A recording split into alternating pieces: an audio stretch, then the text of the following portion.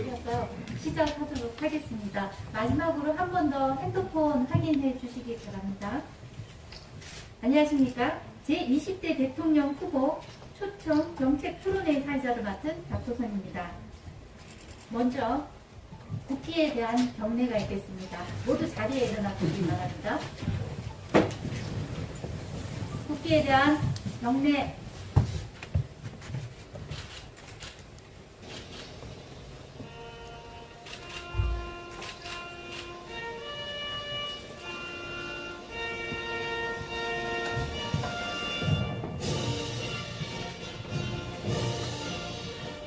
나는 자랑스러운 태극기야. 자유롭고 정의로운 대한민국의 무궁한 영광을 위하여 충성을 다할 것을 굳게 다짐합니다.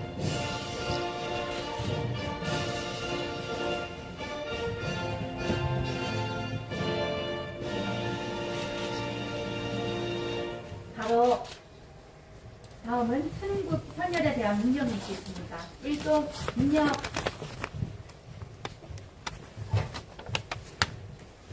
바로 다음은 권혁중 글로벌 뉴스 통신 관련해서 자리 앉으시죠. 자리 앉아주시기 바랍니다. 죄송합니다.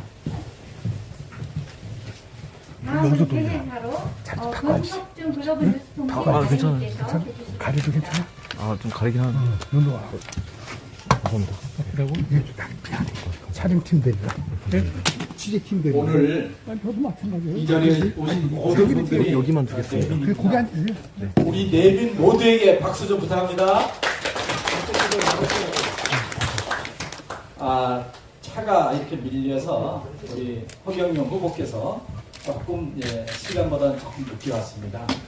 실제 이 국사를 논하다 보니까 시간이 굉장히 바쁘신 분인데 오늘 이 귀한 걸음을 하셨습니다. 안녕하십니까? 권혁중 글로벌 뉴스 통신 발행인입니다. 오는 3월 9일 제20대 대통령 선거에서 대한민국의 국운을 책임지는 대통령을 선출하는 매우 중요한 날입니다. 오늘 제20대 대통령 후보 초청 정책 토론회는 국회 출입기자협의회, 국회학회, 글로벌 뉴스통신이 공동 주최하고 글로벌 뉴스통신이 주관을 하며 여정포럼, 여당의 정책을 연구하는 자유포럼과 사단법인 대한인터넷신문협회, 사단법인 한국신문방송인클럽이 후원을 합니다. 제20대 대통령 후보 초청 정책 토론회는 선거법을 준수하면서 NKBS 통신사, 국민의 소리 등이 생방송으로 송출을 하고 있습니다. 특히 귀중한 시간을 할애하여 참석하신 대통령 후보께서는 국민들의 가슴 속에 깊이 이해되는 정책을 전파해 주시는 좋은 시간이 되시기를 기대합니다. 한편 여러 차례 영상회의를 통해서 또는 간담회를 통해서 우리 대통령 후보에게 질문을 준비하신 여러분들에게 깊은 감사를 드립니다. 또한 이 자리에 참석한 모니터단께도 감사의 말씀을 드립니다. 특히 오늘 이 자리에 패널로 참석하신 분들을 제가 인사를 좀 소개해야 되겠는데요. 오늘 좌장을 맡으실 이홍기 사단법인 융합안보연구원 이사장을 소개하겠습니다. 네. 이홍기 이사장은 육군대장 출신이고 현재 육군사관학교 총동창회 회장을 맡고 계십니다. 오늘 좌장을 제가 부탁을 했고요. 그 옆자리에 유구한 경영학 박사를 소개하겠습니다. 유구한 박사는 금성개전 연구소 중소기업의 연구소 소장을 맡고 계십니다. 그 다음에 권은희 박사는 전 국회의원이십니다. 권은희 박사를 소개합니다. 그리고 김태진 박사를 소개합니다. 한반도 미래전략연구소 소장이십니다. 법학 박사이기도 합니다. 국가 고위직 공무원을 정년 퇴임하시고 우리 글로벌 뉴스 통신에 이번에 토론회에 참석을 함께 하셨습니다. 그리고 이분은 너무나 유명하신 분이죠. 제가 너무나 존경스러운 분인데 귀한 걸음을 하셨습니다. 배병유 경제통월 회장님을 소개하겠습니다. 배병유 회장님은 정말 아주 훌륭하신 국가의 언론 역할을 아주 충실하게 하신 이렇게 대단하신 분인데 이 자리를 준비를 하기 위해서 몇 달 전부터 제가 가서 요청을 했더니 귀한 시간을 내주셨습니다. 자, 이런 분들과 여기 특히 오신 방청객, 특히 방청객이나 모니터 요원들 제가 선발을 하신 일분에게도 감사의 말씀을 드리겠습니다. 특히 우리 국민의힘 오늘 윤석열 후보가 못 오셨는데 장애인위원회 위원장이신 우리 전준규 소장님, 회장님이라고 표현해야 되는데 휠체어를 타셨으니까 앉은 자리에서 그냥 박수 한번 쳐주시죠. 네. 제가 저분을 오래전부터 이렇게 뵀는데 휠체어를 타고 국회에 여러 차례 오시는 걸 봤는데 조금 전에 이제 오시겠다고 전화가 왔어요. 그래서 장애인 부분의 질문을 한 꼭지라도 해주시면 감사하겠다. 제가 이렇게 한번 모셨습니다. 네, 글로벌 유th 통신의 공개모집한 모니터단들하고 특히 공동 주최하는 단체, 완전히 잡혀서 안 돼요. 앉아주시고. 소상공인 관계자들 이런 분들이 또 후원 단체들이 이렇게 함께 했습니다. 사실 장소는 협소합니다. 여기 전체 앉을 수 있는 인원이 워낙 제한돼 있어서 초청된 분들만 오게 했다는 점을 국민들에게 좀 양해를 구하면서 이렇게 인사도 하겠습니다. 특히 이 취재를 이렇게 참석하신 분들에게도 고맙다는 말씀을 드리겠습니다. 오늘 이 행사가 만파동원의 물결이 돼가지고 행복한 국민들이 많은 자녀들에게 이 자녀들과 함께 희망을 노래하면서 바로 직장에 웃음꽃이 피는 이런 만발이 되는 그런 부분이 풍광이 이루어지기를 기대하면서 소망을 해보겠습니다. 시청하시는 국민들과 함께 또 함께 하시는 오늘 이 자리에 귀한 걸음 하신 분들에게도 소중한 시간이 되기를 기대하면서 인사에 가름하겠습니다. 감사합니다. 네, 감사합니다. 1부 마지막으로 취재 기념 사진 촬영이 있습니다. 참여하신 분은 앞으로 나와주세요. 흑영령 국가혁명단 대통령 부분요 앞으로 나와주세요. 카메라 기자들이 촬영이 있겠습니다. 김혁준 글로벌 유통신 단위님, 배병용 회장님, 이용기 박사님 앞으로 나와주세요. 권원희 유구한 김국진 박사님, 신길만 진포드 교수님 앞으로 나와주세요. 정병화 박사님, 유경대 모니터 단장님, 유성민 글로벌 유통신 서울본부장님, 몽필규 한국자영업자 노동조합장님 앞으로 나와주세요.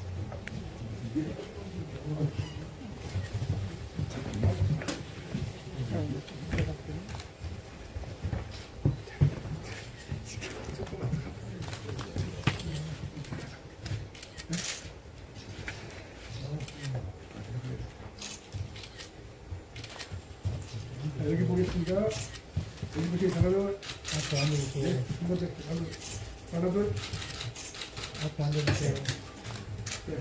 됐습니까? 네. 1부는 이동을 마치고 바로 2부로 시작되겠습니다. 오늘 초청 정책 토론회의 경과를 말씀드리겠습니다. 글로벌 뉴스통신 국회 출입기자협의회 국회 학회가 주최하고 글로벌 뉴스통신 주관으로 제20대 대통령 후보 초청 정책 토론위원회가 구성하였습니다. 위원회는 더불어민주당 이재명, 국민의힘 윤석열, 정의당 심상정, 국민의당 안철수, 국가혁명당 허경영 후보를 초청하였습니다. 따라서 순차적으로 4회에 걸쳐서 초청하는 의사를 전달하고 이메일로 사전에 질문 요구 등은 공문을 발송하였으며 관계자들을 면담하고 유선으로 통화하였습니다. 초청 대상은 중앙선거관리위원회에 예비 후보자 명부에 등록되었고 여론조사 기관이 중앙선거여론조사 심의위원회 여론조사 결과 현황에 공표한 자료로서 후보 지지율 3% 이상이거나 공약 선호도 3% 이상인 경우에 한하여 토론회에 참여 의사 여부를 절차에 따라 요청했습니다. 한편 오늘 행사에는 참석하지 못한 후보들이 있습니다. 오늘 초청 토론회는 글로벌 뉴스통신 국회 출입기자협의회 국회 학회가 공동 주최하고 글로벌 뉴스통신 주관으로 사단법인 대한인터넷신문협회, 사단법인 한국신문방송인클럽 여정 포럼이 후원합니다. 생방송인 관계로 1시간 30분간 정책 토론회를 하겠습니다. 유튜브 국민의 소리가 생방송하며 국회 출입기자협의회 회원, 전국 경제인연합회 출입기자 등이 취재하고 있습니다. 제20대 대통령 후보 초청 정책 토론회에 참석하신 후보자들과 패널로 참석하신 5명의 전문가들 그리고 방청석에 함께하신 분들께 감사드립니다. 코로나로 인하여 정부 방역 지침을 준수하고 글로벌 뉴스통신 모니터단, 국가품질면접협회 회장단, 학계, 대한노인회 회장단, 소상공인 자영업자 회장단 등이 방청석에 함께하였습니다. 오늘 토론회 순서에 대한 안내 말씀을 드리겠습니다. 먼저 정책 발표하는 국가혁명당 허경영 후보를 소개하겠습니다.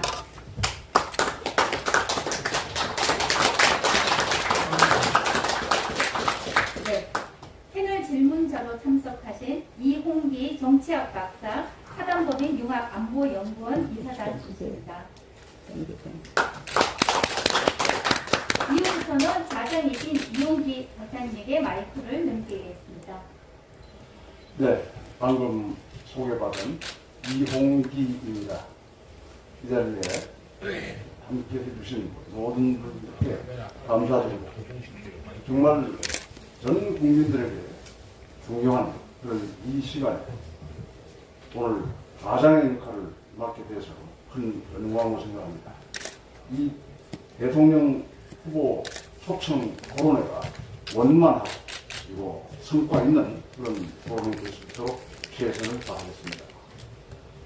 아까 우리 글로벌 뉴스통신 권 대표님께서 소개를 드렸는데 다시 한번 제가 오늘 질문을 해주신 패널 분들을 안전자리에서 소개해 드리겠습니다.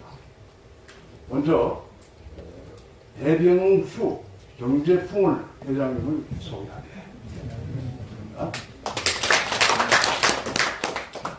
다음은 원은희 전 국회의원님이신데요. 경영학 박사이십니다. 여성 사회공학. 다음은 김태진 박사님이신데 한반도 미래전략연구소장님으로 계시고요. 복지 산업 분야에 다음 질문을 하시겠습니다. 다음은 유구환 경영학 박사이신데요. 금성계전 연구소장님이십니다. 정보 분수 분야 아주 유익한 질문을 해주시겠습니다. 그러면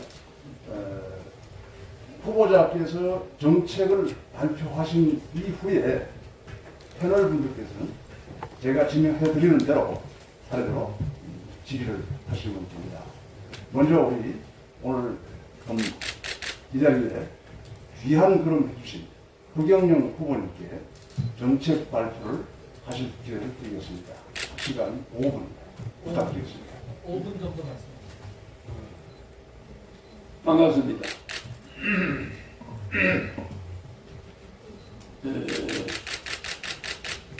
대통령 후보 TV 노출을 여야가 몇천 번 하는 동안에 이렇게 노출을 거의 해주지 않는 그런 후보에게 오늘도 초청을 해주셔서 뭐 이렇게 기자 관계 여러분들과 함께 대선 후보 토론에 임하게 된 것을 다행으로 생각합니다.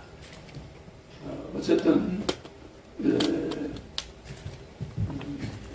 사람들이 다른 후보들이 뭐 이렇게 오지 않았지만 저는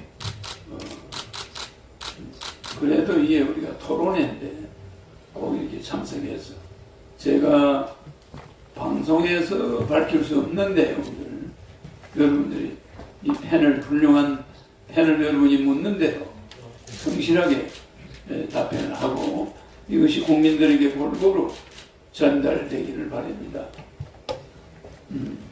감사합니다.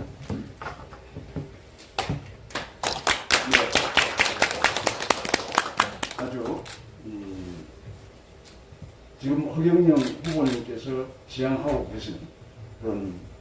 정책에 대한 설명을 들을 수 있는 그런 기회를 드렸는데 아마 질문 과정을 통해서 상세한 말씀을 하실 수 있을 것 같습니다.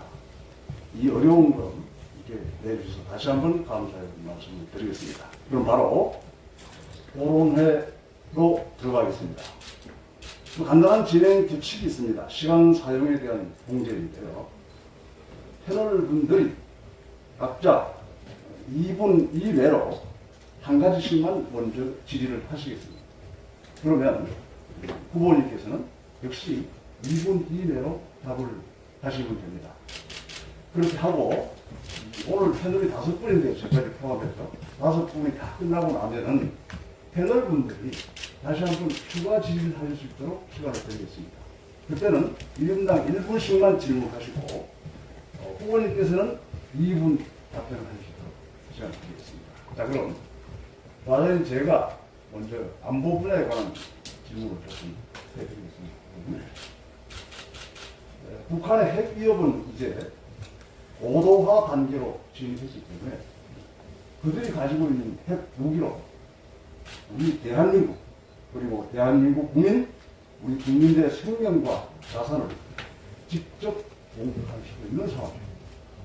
그래서 이러한 상황을 뭉하게 받아들이고 그 전제하에 대책을 세워야 합니다. 간단히 그 말씀을 드리면 그들의 의도를 억제하고 또 그들이 발사한 탄알이 우리 영토에 들어올 수 없도록 차단하고 만약에 그러한 상황이 일어났다면 강한 응징을 하는 영작전이 더 기본입니다. 이런 능력을 우리는 완전히 갖추어야 하는데 사실 아직까지 미흡한 부분이 많다는 점은 다 잘 알고 있습니다. 그래서 우리 후보님께서는 그런 미흡한 점들이 어떻게 생각하시고 무엇이라고 생각하시고 또 그에 대한 대책은 어떻게 생각하고 계신지 준비하고 계신지 말씀을 해주시면 감사하겠습니다. 네, 잘 들었습니다. 안보는 국방으로만 국방 능력으로 북한과 우리가 비대칭이기 때문에 북한을 상대한다는 건 불가능합니다.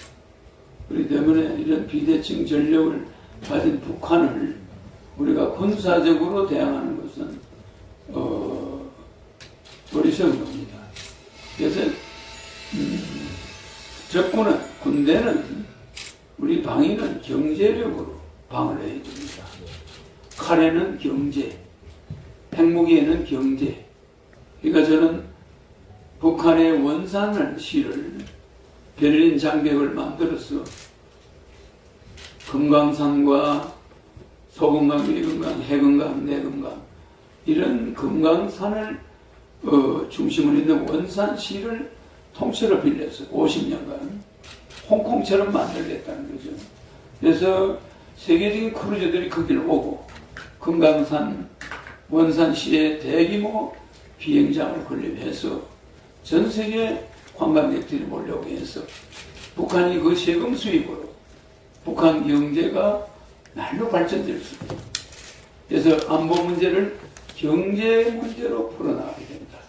그래서 원산을 잘해서 북한이 경제가 좋아지면 다시 청진항을 우리가 개발해 줄 수 있고 나진항을 개발해 줄 수 있고 선봉항을 개발해서 부산에서 블라디보스토크까지 VV 벨트를 경제 특구로 만들어서 자르비노, 연해주, 하바르보스크, 블라디보스토크 일대를 우리 한반도의 10배 정도 100만 제곱킬로미터 정도를 러시아 정부로부터 100년간 빌려서 코리아 대한민국 자치주를 만들어내고 거기에 50만 명 이상의 공무원을 보내서 대규모 도시를 만들고 산업 기지를 만들어낸다면 4차 산업의 발전이 동아시아 이 VV 벨트에서 대규모 일어날 걸로 봅니다.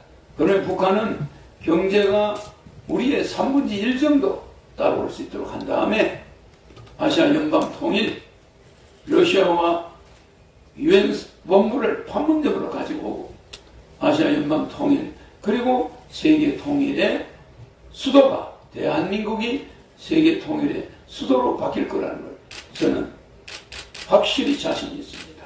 그래서 국가 안보는 반드시 경제로 풀어가야 된다. 김대중 선생의 햇볕 정책이 틀린 이야기가 아닙니다. 국민들은 거기에 대해서 뭐 말이 많았습니다만은 우리는 건국적으로 북한을 경제, 민간 교류로 나아가야지. 정부 간 교류는 함부로 해서는 안 되고 어떠한 연방제나 이것도 남북 적화밖에 없는 겁니다. 그래서 우리는 북한과 정치적 협상을 이제 더 이상 하지 않고 문화교류, 경제교류, 경제 지원 이걸로 북한 해안 도시들을 개발해주고 세계적인 경제가 발전하는 그런 북한을 만들어 줌으로써 우리 남한 인력들의 사우디 진출이나 세계적인 건설 이런 프로젝트 어마어마한 노하우, 소선 기술, 핵 발전소 기술 이런 기술이 북한 각 도시에 적용돼서 북한이 경제적으로 발전할 때 한반도 안보는 평화는 유지된다고 봅니다. 네, 후보님 감사합니다. 아주 명쾌하고 그리고 또 독특한 경제적 안보, 경제 안보에 대한 개념을 내어주셨습니다. 감사합니다. 다음은 경제풍을 회장님이신 배병희 회장님 질문해 주시면 감사하겠습니다. 국가협력당 허경영 후보님께서 참 다양한 발상으로 획기적인 공약을 제시했다고 저는 보고 있습니다. 국가 경영을 위해서 많은 검토를 하시고 자료를 건너하셨겠습니다만은 결혼, 출산, 임신, 육아 전 과정을 국가가 도와주겠다. 청소년들의 미래까지 도와주겠다. 엄청난 프로그램이 나와 있는데 실현 가능성이 있겠느냐 하면서 저는 개인적으로 조금 의문을 갖고 있습니다. 물론 그 재원 조달 방식이 크게 나와 있습니다. 예산 구조를 혁신하고 지출을 혁신하고 또 뭐 이런 말씀도 하셨어요. 나라에 돈이 없는 것이 아니고 도둑놈이 많은 것이다. 도둑놈 잡아서 재정을 끌어들이겠다 그런 말씀을 하셨는데 그것도 보면은 모든 것이 입법 사항이고 규제 개혁 사항입니다. 그래서 허경영 후보님 단독 의지로 가도 해결할 수 있는 학문이 하나도 없습니다. 전부 입법이고 규제 개혁입니다. 특히 의회의 기반이 전무 없는 허경영 후보님께서 허공에 대한 말씀 아니냐면 입법할 수 있습니까? 규제 개혁을 할 수 있습니까? 그런 측면에서 실현 가능성이 대단히 의문시됐다. 물론 그저 쭉 나와 있습니다. 대가 보니까 고뇌를 많이 하셨겠습니다 하고 봤습니다만 저는 경제기자만 한 30여 년 한 그 일간 안보 가지고 실현 가능성 면에서는 대단히 희박하다. 우선 의회의 기반이 전혀 없습니다.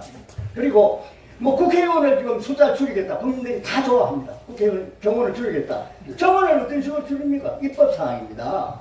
그것도 마찬가지 아니냐. 그래서 좋은 공약을 평가하시면서 좋습니다만은 실현 가능성이 있겠습니까? 라고 한 번 더 묻습니다. 네, 고맙습니다. 제가 말씀하는 것은 30년 전부터 일관된 공약을 주장했습니다.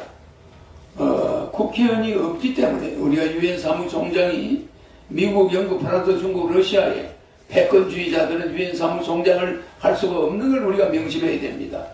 지금 무슨 말이냐면은 여야가 대치된 상황에서 실용주의적 중도적 인물이 나타나서 여야를 중재하고 대통령이 되어서 연립정부 형태의 강요들을 포진한다면 여야가 충분히 의회에서 저의 정책을 논의할 수 있다는 것 틀림없습니다. 그런데 오히려 국민의힘의 윤석열 후보는 정권교체라는 그런 말이 틀린 말입니다. 민주당 200명은 바뀌지 않습니다. 대통령만 청와대 들어가서 정권이 교체됩니까? 그 사람들이 내놓는 공약은 한 개도 국회를 통과할 수가 없습니다. 그러나 저는 대통령이 되면은 윤석열, 이재명, 또 안철수, 심상정 이 후보들이 이 대통령이 특별 대통령령으로 명예부통령으로 임명합니다. 그 명예부통령이 되고 그들이 받은 표가 30%면 30%의 정부 같은 연립정부를 구성하면서 지분을 줍니다. 그러니까 장관 임명권이 높아집니다. 그래서 저는 실질적으로 제가 받은 표만 행사합니다. 그러면 이재명 후보와 윤석열 후보의 부통령, 이런 여러 부통령들이 협의해서 우리가 국민 배당금을 주자. 월 150만 원 예산을 줄이자. 얼마 줄입니까? 70% 줄이자. 내 대통령 월급 안 받겠다. 내 판공비 400억 내 돈 내놓겠다. 이렇게 내가 공약하지 않습니까? 그러니까 청와대에서 먹는 밥값 내가 내놓겠다. 청와대 관저 사용하는 비용 내가 내놓겠다. 이렇게 해서 모든 대통령 공직자들이 이 판공비를 완전히 줄여야 됩니다. 왜? 국민들은 지금 굶어 죽어가고 있는데 무슨 공무원들은 무슨 철밥통이 아니잖아요. 이러니까 판공비를 거의 줄이고 성인지 예산 32조, 남녀 평등 위해서 32조가 필요합니까? 그런 거 다 없앱니다. 그래서 여성부도 없어지지만 또 하나 국방비가 50조인데 저출산 해결한다고 1년에 45조를 써요. 이런 예산이 전부 이 문제가 많습니다. 산모에게 1억 6천만 원씩 돌아가는 돈인데 산모한테는 돈 주지 않습니다. 누가 해놨습니까? 그래서 옛날에는 어린애 10명에 노인이 하나였는데 지금은 노인 10명에 어린애가 하나입니다. 앞으로 30년 후에 우리나라 대학의 입학생은 없습니다. 그러면 나라가 어떻게 됩니까? 여러분들은 지금 제정신이 아니에요. 여야 국회의원들 지금 제정신이 아닙니다. 만약에 연립정부를 했는데도 150만 원 국민 배당금을 통과 안 시켜준다. 그러면 국회의원들 전부 경제비상계엄을 선포해서 정신교육대 보냅니다. 전혀 그런 거 걱정하지 마세요. 오히려 유엔 사무총장이 어떤 사람이 기용되느냐? 전혀 힘이 없고 가장 약소국가. 그것이 중재적 역할을 한다 해서 우리 한반도에 있는 분도 한번 한국 사람도 한번 유엔 사무총장을 했죠. 우리가 무슨 파워가 있어서 했습니까? 이와 같이 아무 국회의 의석이 없는 허경영만이 혁명이 가능하다. 어떤 혁명이냐? 연립정부 혁명의 중재자로서 관리자로서 충분히 할 수 있다. 그렇게 생각합니다. 그런 점 염려는 전혀 하지 않아도 됩니다. 만약에 그 예산을 통과해 주지 않는다. 그럼 국민들이 1억 받는 것은 제가 대통령이 되면 2개월 안에 대통령 긴급재정 명령권으로 헌법 76조 1항, 2항, 3항으로 해결합니다. 국회 결의를 받을 필요가 없죠. 그러나 매월 150만 원 주는 거라든지 결혼하면 3억을 주는 거라든지 노인수당을 매월 70만 원 준다든지 이런 것들은 65세 이상 노인에게 70만 원씩 준다는 거 이런 것들은 국회를 통과해야 됩니다. 이럴 때 국민들이 국회에서 계속 부결이 된다. 국민들이 저보고 저는 국민투표를 적극 실시할 겁니다. 국민투표에서 80% 이상이 국회 정신교육대 보내라. 새로 한 100명 뽑아가지고 이거 좀 통과해다오. 뭐 이러면 할 수 없죠. 그게 바로 혁명입니다. 정치의 혁명입니다. 우리 존경하는 우리 배병용 경제통합 대표님, 제가 그 경제적인 걸 많이 우리 배 회장이 그걸 많이 봤습니다만은 뭐 우리나라 경제계 원로인데 그런 지나간 사고로는 대한민국 경제 살릴 수 없습니다. 우리는 북쪽으로 나가야 됩니다. 우리는 시베리아로 나가야 되고 몽골로 나가야 됩니다. 네. 네, 감사합니다. 죄송하지만 오늘 시간이 좀 지연이 됐거든요. 시작 시간이. 그래서 질의하시는 분이나 또는 답변하신 후보님에 대해서 과도하게 시간을 초과하시면 제가 좀 제동을 하겠습니다. 양해를 해주시기 바랍니다. 정신교육대 가게 됩니다. 그러니까 너무 상세하게 설명하시면 이제 뭐 강론까지 다 나와버리면 다음은 넘어가겠습니다. 이제 우리 원은희 박사님 차례입니다.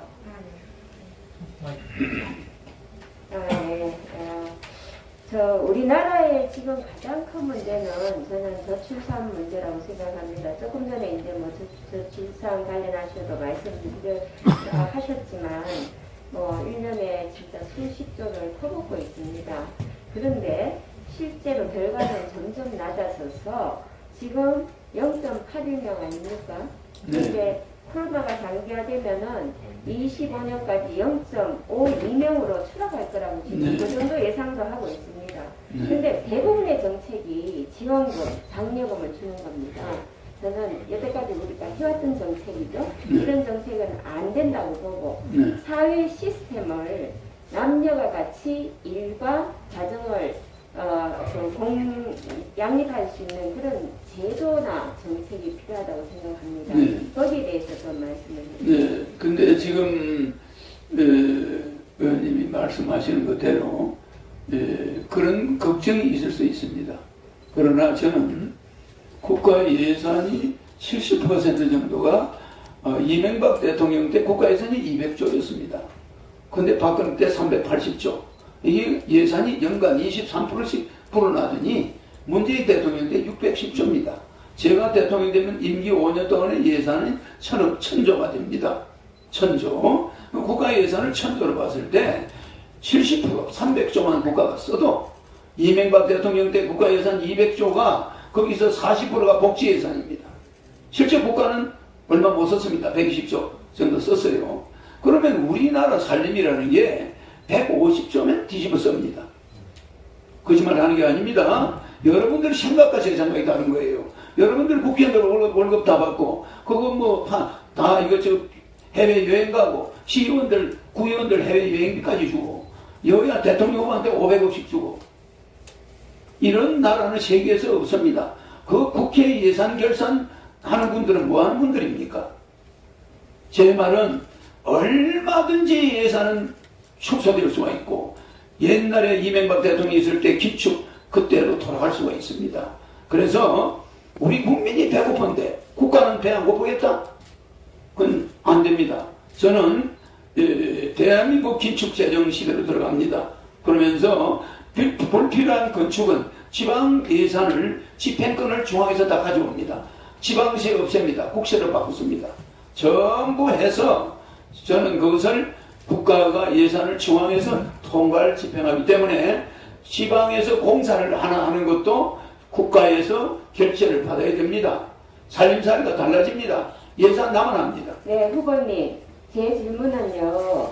예산을 써서 하는 거는 별로 실효성이 지금 없다. 근데 사회 제도를 가지고 네. 우리 지금 의원님이 말씀하는 대로 그런 사회 제도를 자꾸 바꾼다고 그러는데 그게 마침 출산에서 나타나요. 이거 연간 45조를 가지고 저출산을 맨날 시스템을 연구합니다. 그런데 인구는 점점 0.8, 0.7로 내려갑니다. 이 무슨 말씀이냐면은 연구하지 마세요. 절대 연구하지 마시고 산모한테 그냥 주세요. 1억 6천씩. 이게 우리 45조에서 이만큼 지원해 줄 테니 애 낳으세요. 결혼하는데 3억 주고 이렇게 하면은 국민들은 애를 낳습니다. 결혼합니다. 이건 적어도 이게 우리나라 이 지성인들이 보통 중병이 있는 게 아니에요. 고생을 좀 덜 해봐서 그래요. 정말 여러분들 피눈물 나는 생활비에 찌들리고 700만 명이 지금 파산 직전에 가 있고 많은 소상공인들이 영업시간 제한을 받고 어림에 처해 있습니다. 그리고 전부 마이너스 통장이에요. 대부분 2천만 명의 근로자가 월급을 받으면 그달부로 적자입니다. 그냥 하루 만에 다 나가는데 아버지 어머니 핸드폰, 장인 장모 핸드폰 요금, 뭐 아들 딸 핸드폰 요금, 부인 핸드폰 요금, 핸드폰 요금만도 돈이 적게 나가는 게 아닙니다. 뭐 여러 가지를 계산하다 보면은 월급 봉투가 그저 남아나질 않아요. 몇백만 원이. 이런 시점을 과연 국회의원들이 알고 있는지 모르겠어요. 제발 지원은 하고 싶어 하는 게 아닙니다. 국가 예산 줄여서 국가가 쓰나 국민이 쓰나 인플레 안 생깁니다. 절대 다르지 않습니다. 지금 만약에 우리나라 내가 왜 의원님들을 자꾸 정신교육대를 이야기하냐면은 아직까지도 자기 자신들이 무슨 재벌 아들로 생각하고 있어요. 여러분은 재벌 아들이 아닙니다. 국가의 녹을 먹는 자들이 그 혈세 나 세비 반납하겠어. 나 재산이 이 정도 되니까 나 세비 안 받겠어. 나는 그런 사람 아직 한번 본 적이 없습니다. 정말 내가 의원이면은 나 재산이 뭐 한 100억 되니까 나는 세비 안 받아도 돼. 나는 국민을 위해서 이 세비를 반납하겠어. 난 특혜도 반납하겠어. 이런 의원을 내가 본 적이 없습니다. 대한민국 앞으로 이대로 두면은 국회의원 때문에 망할 날이 옵니다. 자.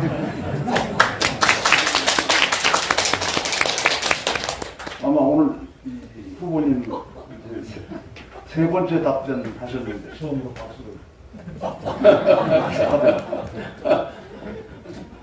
정말 축하드리고요.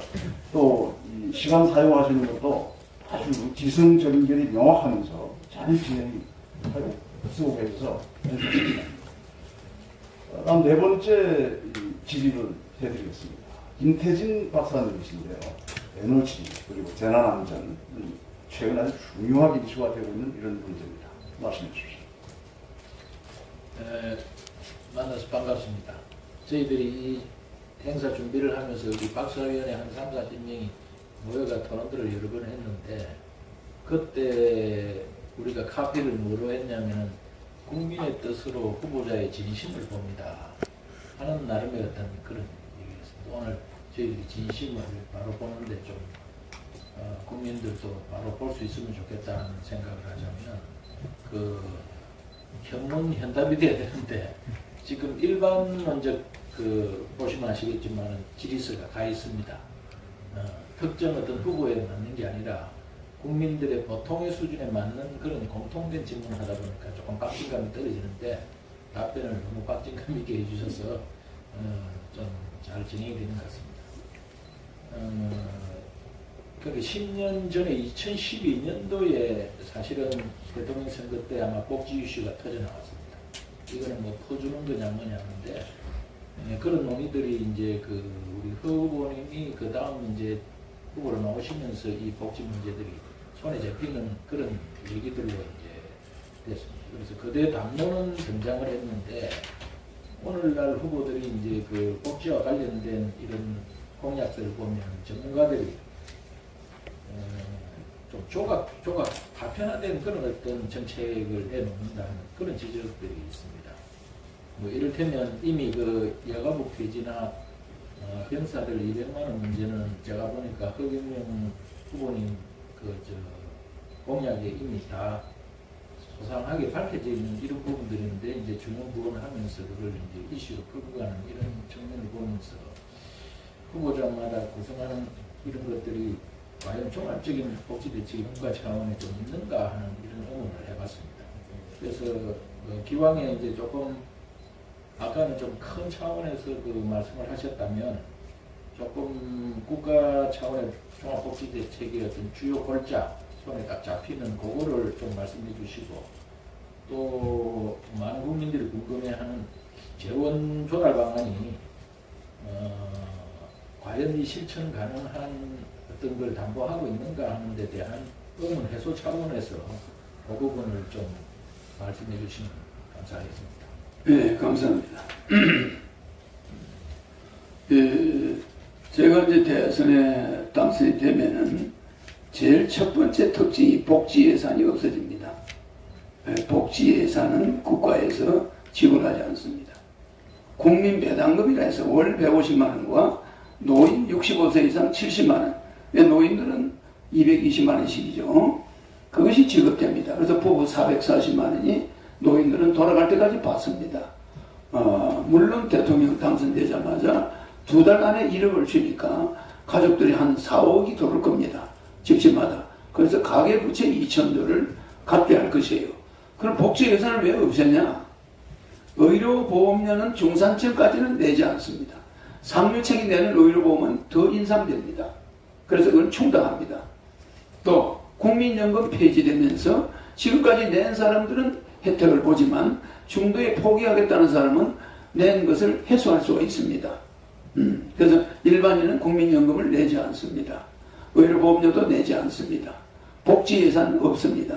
예. 왜 이렇게 하냐?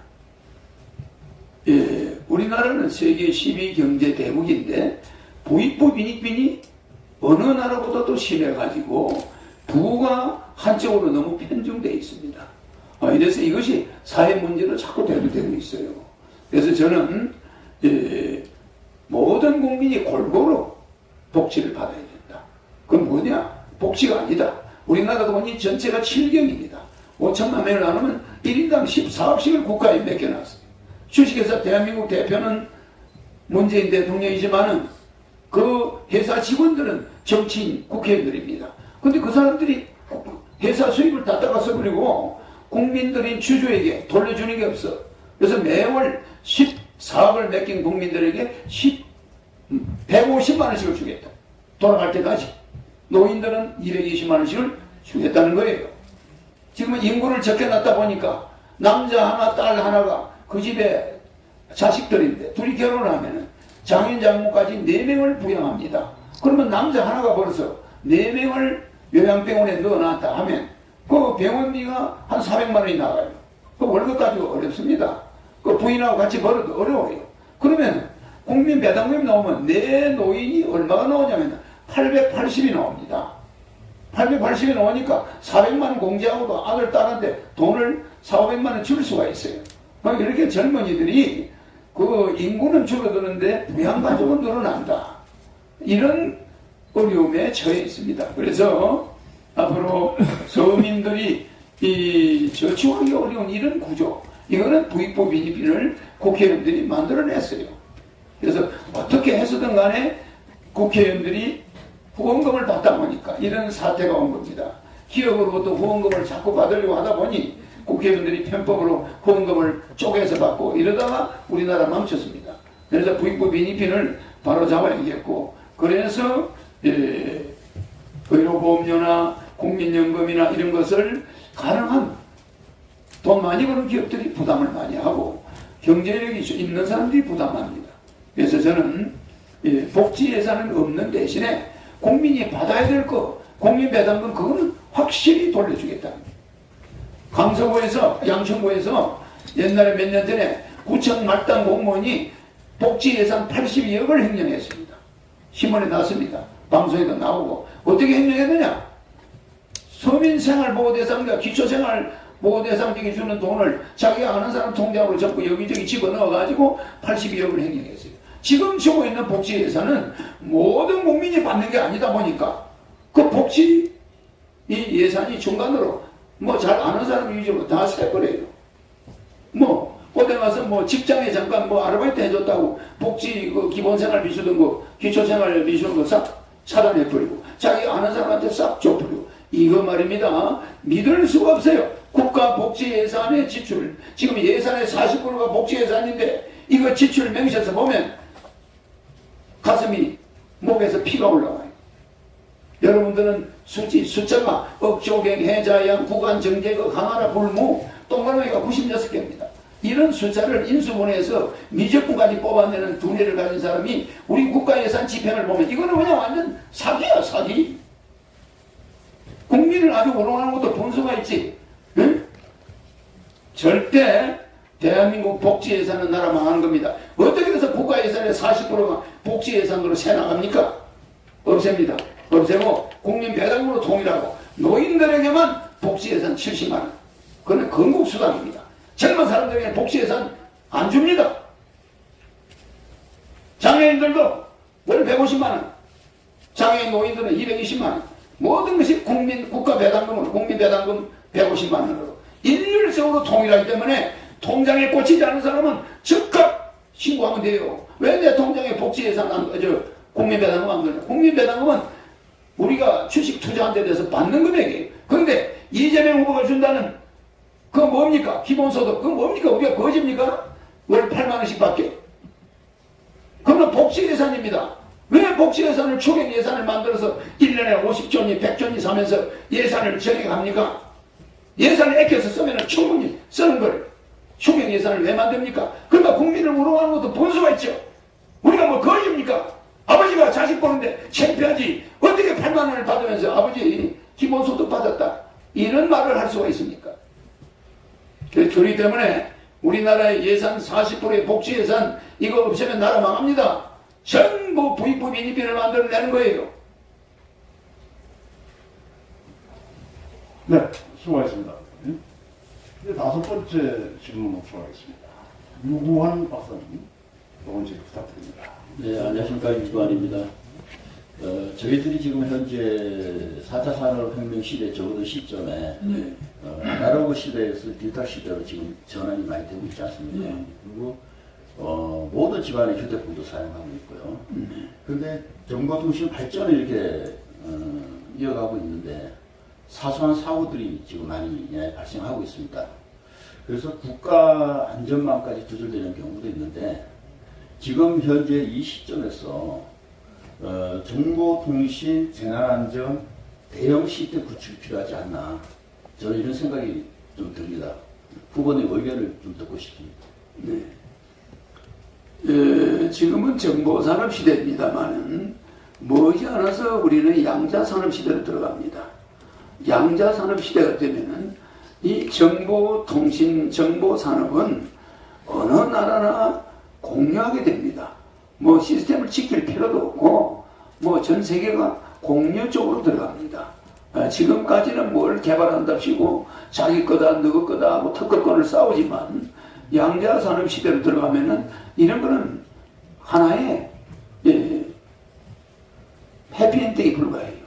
그래서 앞으로 양자산업 시대를 열기 위해서 4차 산업단지를 러시아에 만들겠다는 거예요. 저는 하버버스크 연해주에 4차 산업단지를 만들고 양자산업단지를 만듭니다. 여러분들이 생각해가지고는 내가 대통령 되면은 5년 안에 10만 불을 달성합니다. 세계 경제 1위 국가를 만듭니다. 여러분들 말이죠. 15년 동안 뭐 했습니까? 3만 불? 여러분들이 제일 많이 간 데는 커피숍, 식당, 국회의원들이 제일 많이 간 데가 어디입니까? 이거 안 됩니다. 우리는 이제 핵발전소도 우리 핵기술도 세계 1위, 우리 정보산업도 세계적인 수준입니다.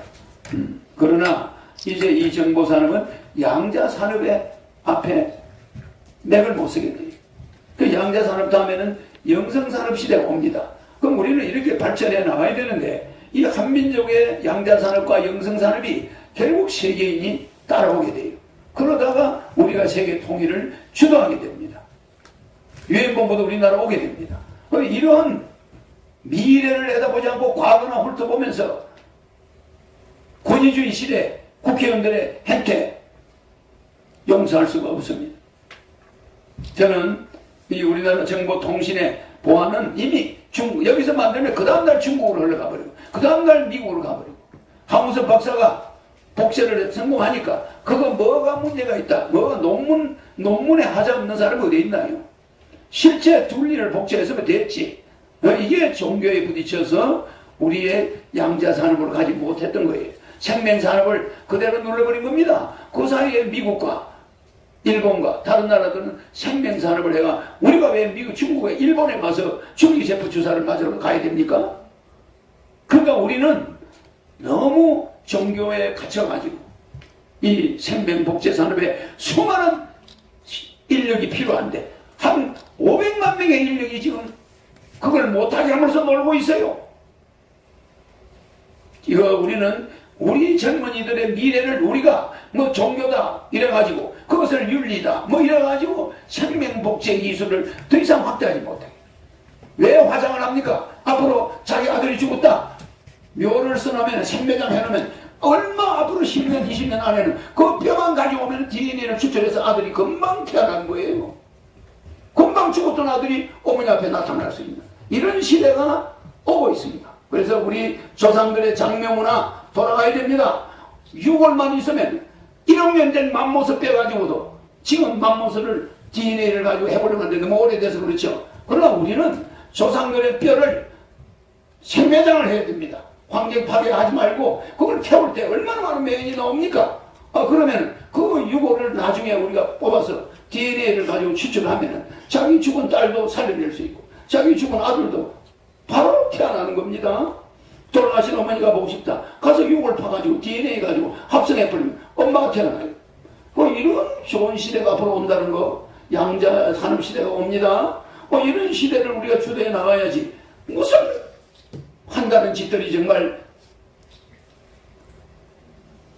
그래서 우리는 정보를 지키려고 하지 말고 세계 만방에 우리 정보를 공유하는 시대가 와야 되고 앞으로 정말 양자산업 시대로 우리가 들어가기를 준비해야 됩니다. 우리의 생명산업은 이제 시작이에요. 그리고 우리 원자력 기술도 세계적이기 때문에 우리는 원자력을 세계적으로 수출해야 됩니다. 그렇게 위험하지 않습니다. 가장 환경 친환경적이고 가장 안전한 것이 원자력 발전소입니다. 옛날에 기술이 미진할 때 체르노빌 같은 데가 폭발하고 그 천재지변으로 일본의 발전소가 폭발됐죠. 좀 문제가 생겼지만 원자력은 가장 안전한 에너지원입니다. 네, 감사합니다. 지금 이제 그동안 잘 진행이 되어 왔는데요. 추가적인 질의를 할 수 있는 시간입니다. 이제 원래 약속된 시간이 이제 15시 3시 30분이거든요. 그래서 지금 추가 질의를 1분씩 하시고 하나하나에 대해서 또 2분 정도 답변하시면 15분 정도가 늘어나요. 거기에다가 지금 아까 소상공인들 말씀하시는 내용들을 들으시고 그에 대한 말씀도 하셔야 돼요. 그래서 전체적으로 15시 30분이 아니라 16시 정도는 돼야 끝날 것 같습니다. 괜찮으십니까? 좀 더 해도 돼요. 자, 오늘 후보님 괜찮으십니까? 아, 괜찮습니다. 네. 사장님. 후보님한테 좀 부탁. 사장님, 몇 초만 그 취재 네? 과정에 제가 질문을 좀 몇 초만 드릴게요. 네, 알았습니다. 자, 그럼 나중에 하세요. 아니, 그 지금 우리 그 배병효 언론인하고 언론분하고 우리 이용기 저 대장님하고의 그 하는 매칭되는 그런 내용의 적입니다. 좀 여기서 지금 패널 분들이 말씀하시는 시간이기 때문에 조금만 기다려주세요. 자, 그럼 우선 우리 패널 5분 중에 이제 추가적으로 더 질문하셔야 되겠거나 아니면 첫 번째 하신 질문에 대해서 보충 질의가 필요하신 그런 부분이 있으시면 제가 모시는 순서대로 이렇게 말씀을 해주시면 되겠습니다. 먼저 이 국방 안보 분야는 생략을 하겠습니다. 네. 배병우 회장님 말씀해 주십시오. 네. 제가 1분입니까? 1분? 네, 1분입니다. 네, 허경영 후보님께서 말씀을 들어보니까 국민 배당금 제도가 그냥 단순하게 나온 것이 아니고 상당히 검토하고 연구하고 나왔다는 것을 들었습니다. 그런데 이 배당금 제도 발상 아이디어는 좋습니다만 이것이 지속적으로 발전할 수 있겠느냐 하는 게 의문입니다. 이해하려면 모르겠습니다. 그래서 지속적으로 발전하려면 투자와 생산이 일어나야 되고 정세까지도 가야 되잖아요. 세금을 늘리는. 그런데 정치권에서는 정세는 금기 아닙니까? 표와 관련되니까. 역시 허경영 후보님께서도 국가혁명을 얘기하시면서도 배당금 제도는 말씀하시면 정세 같은 데는 영 금기를 언급하지 않거든요. 그래서 제가 볼 때는 규제 개혁을 해서 투자와 생산을 늘리고 또 국민에게는 정세까지도 당부를 할 수 있어야지 배당금 제도를 지속적으로 끌고 갈 수 있다 이렇게 보는 겁니다. 후보님께서는 어떻게 생각하십니까? 지금 말씀하신 것은 제 말씀을 자세히 우리 배 회장께서 잘 못 들으신 것 같은데요. 국가 예산 문제는 전혀 없습니다. 지금 무슨 말씀이냐면은 세금을 오히려 줄입니다. 그러니까 상속세를 폐지합니다. 정해세도 폐지합니다. 정권거래세도 1억 원 미만은 폐지합니다. 왜 지금 이러냐면 그리고 우리나라 상속세 때문에 우리나라 대기업들이 외국으로 자꾸 넘어가고 있습니다. 그래서 상속세 1년에 다 해봐야 3조 원 미만입니다. 이런 거 폐지합니다. 국가가 피해보는 게 너무 많아요. 그래서 저는 가장 좌파적이면서 가장 우파적인 사람이에요. 그러니까 저보다 극우 세력은 없고 저보다 극자 세력은 존재하지 않습니다. 노인들에게 나라를 이만큼 만들어 놨으니까 65세 이상 노인들이 6.25 사변 이후에 우리나라를 이렇게 세웠으니까 70만 원씩 건국수당을 돌아가실 때까지 주겠다. 이런 사람은 저밖에 없습니다. 그러니까 그거 하나가 복지 예산에 들어있습니다. 그 외에는 복지 예산 없습니다.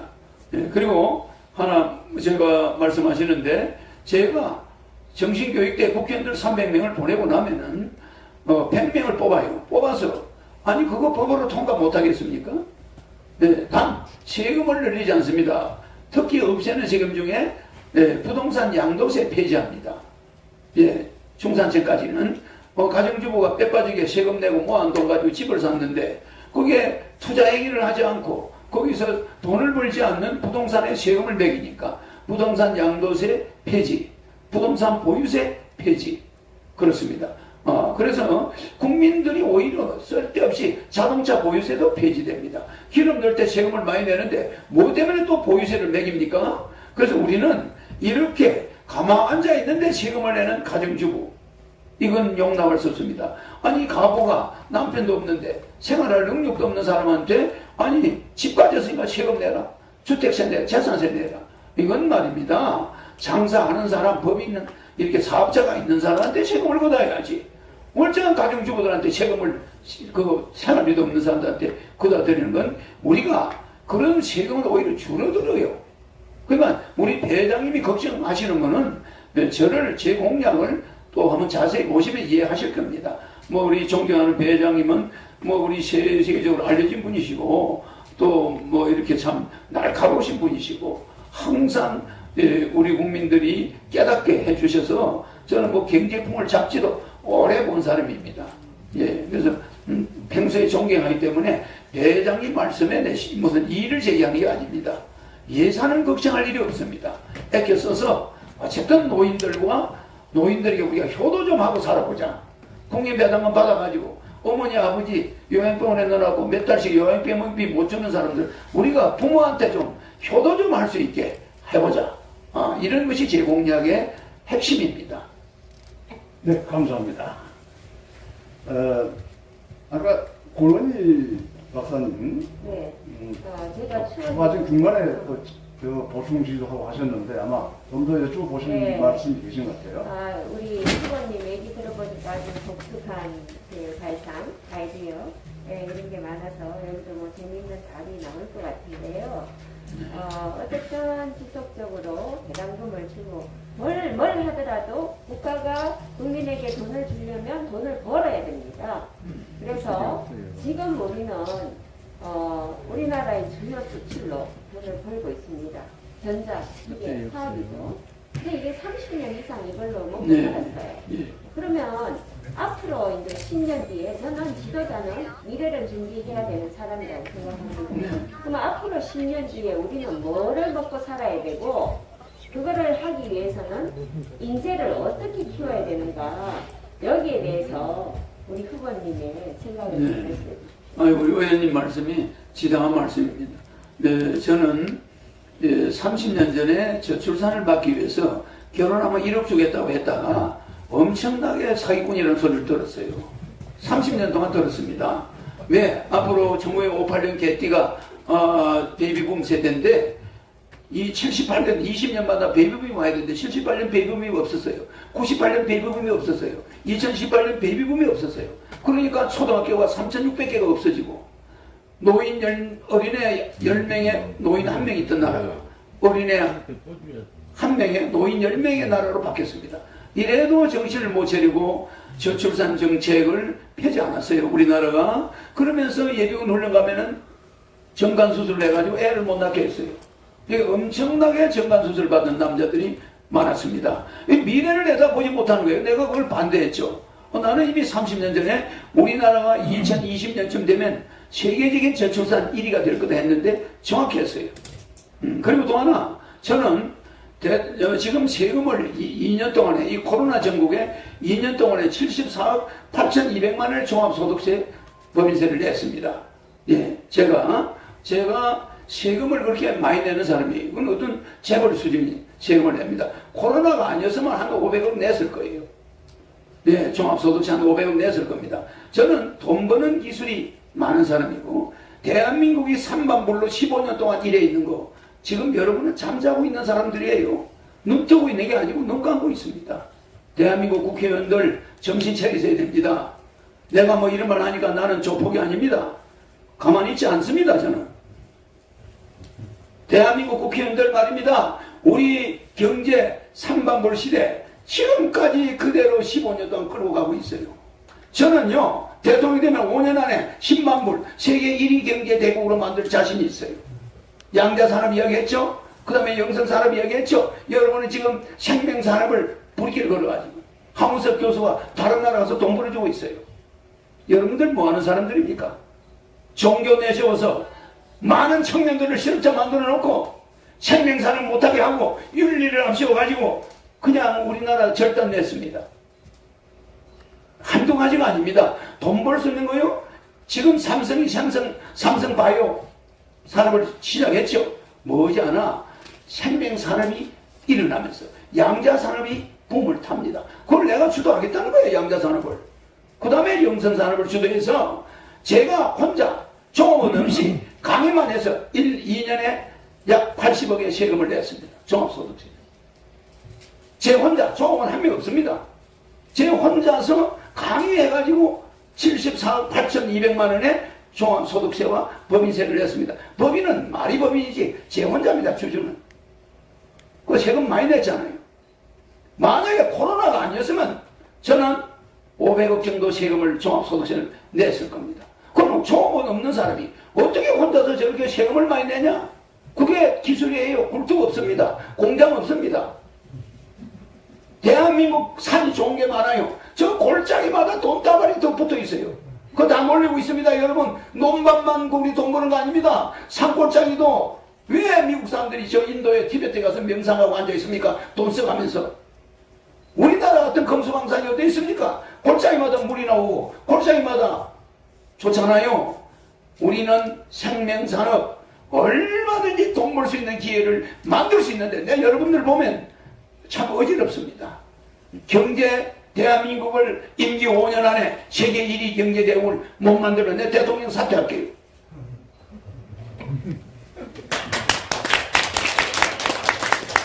수고하셨습니다.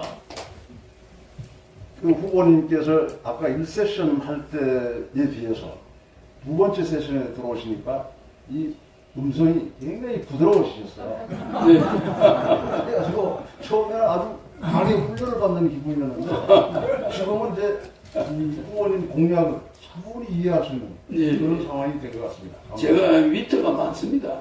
아마 제 따라 오는 코미디도 없을 겁니다. 이제 김태진 박사님 제가 저는 최근에 그 물류 창고라든가 평택 화재, 아파트 붕괴 등 이런 그 사고가 많이 일어나지 않습니까? 그런데 이제 국가 재난에 대한 범정부적인 안전망 확충이라든가 체계적인 관리 구축이 필요하지 않나 싶습니다. 그런 대안이 계신 건지 듣고 싶습니다. 지금 39층짜리 아파트가 그냥 25층으로 무너져 내렸습니다. 39% 나가던 사람들이 25% 내려가고 내가 아마 포테리가 올라갈 가능성이 있다는 뜻이겠죠. 하나의 뭐 예시를 해주는 겁니다. 우리나라 정치가 이렇습니다. 말은 39층까지 39% 지지를 받는 자들이 있는데 이 사람들 25%로 무너져야 돼요. 문제 있습니다. 문제 있어요. 지금 여러분들 우리나라 경제를 이끌어가는 주체들 지금 제정신 아닙니다. 나라에 돈이 없는 게 아니라 도둑놈들만 덕실거려요. 거짓말 아닙니다. 내가 30년 전에 한 말입니다. 그리고 우리나라 인구 절벽된다. 빨리 출산 정책 시행된다. 결혼하면 1억 주자. 애 낳으면 3천만 원 주자. 그게 30년 전에 제 공약입니다. 그래서 요새 그렇게 됐는데 호미로 막을 걸 가래로 지금 못 막고 있습니다. 그래서 여러분들은 지금 우리 국가가 정신 차리고 있는 허경영 대통령 한 사람이면 우리나라 살립니다. 더도 필요 없습니다. 더도들도 필요 없습니다. 여러분들 눈을 쳐다보면 전부 혼이 나가 있어요. 혼이 다 빠져 있습니다. 그래서 나를 똑바로 보질 못해요. 저는 불타고 있습니다. 대한민국 젊은이들 데리고 저 시베리아로, 저 중국으로 나가서 세계 통일을 해낼 겁니다. 거기에 이의가 있는 사람은 용서하지 않습니다. 네, 여기까지 세션 2개를 좀 아주 원만하게 잘 진행을 해왔습니다. 그래서 우리 패널 분들은 질의를 여기로 이것으로 정리를 할까 합니다. 플로어에 계시는 분들 중에서 잠깐 앉아서 네, 안녕하세요. 손을 먼저 드시면 제가 진행을 해드리겠습니다. 저는 지금 잠깐만 기다리세요. 예. 국회 출입 대기자로 있는 김영호 대기자입니다. 예. 근데 1분 드리겠습니다. 예. 저는 마이크를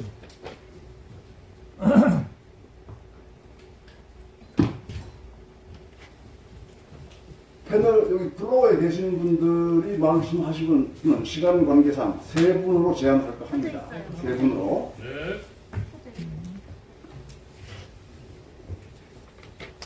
예, 저는 그 국정원의 출입기자를 오래 하고 그 북한을 20여 차례 다녀와서 북한의 UN 산하기구의 WFP의 식량 대본 감독관으로 북한에 가서 일했습니다. 그리고 저는 그 경실련이라는 시민운동의 창립자 중에 한 사람입니다.